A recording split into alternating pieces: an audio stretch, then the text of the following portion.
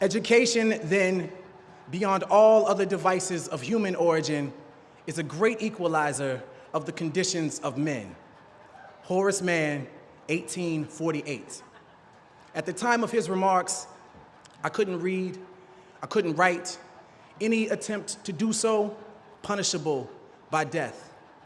For generations, we have known of knowledge's infinite power, yet somehow we have never questioned the keeper of the keys, the guardians of information. Unfortunately, I've seen more dividing and conquering in this order of operations, a heinous miscalculation of reality. For some, the only difference between a classroom and a plantation is time. How many times must we be made to feel like quotas, like tokens and coined phrases, diversity, inclusion? There are days I feel like one, like only, a lonely blossom in a briar patch of broken promises, but hey, I've always been a thorn in the side of injustice, disruptive, talkative, a distraction with a passion that transcends the confines of my own consciousness, beyond your curriculum, beyond your standards. I stand here, a manifestation of love and pain with veins pumping revolution. I am the strange fruit that grew too ripe for the poplar tree. I am a dream act, dream deferred, incarnate, and a movement, an amalgam of memories America would care to forget. My past alone won't allow me to sit still, so my body, like my mind, cannot be contained.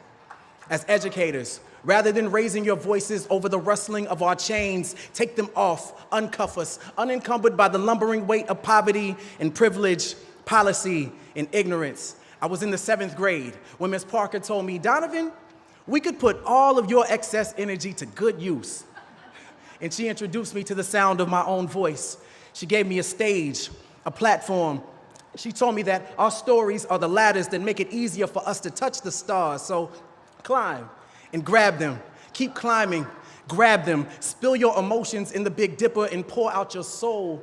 Light up the world with your luminous allure. To educate requires Galileo-like patience.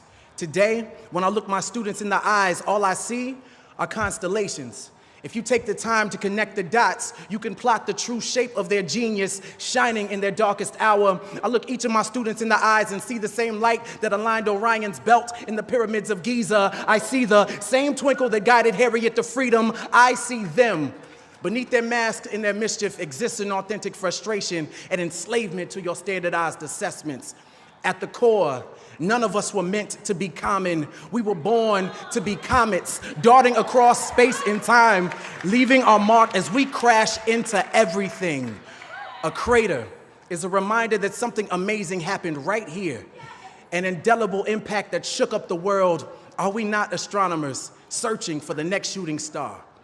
I teach in hopes of turning content into rocket ships, tribulations into telescopes, so a child can see their true potential from right where they stand. And injustice is telling them they are stars without acknowledging the night that surrounds them. Injustice is telling them education is the key while you continue to change the locks.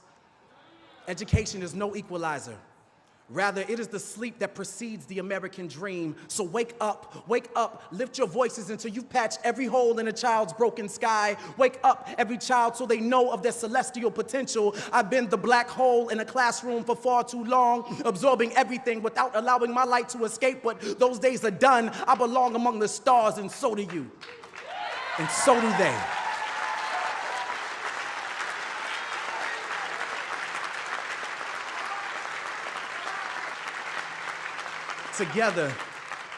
Together, we can inspire galaxies of greatness for generations to come. So no, sky is not the limit.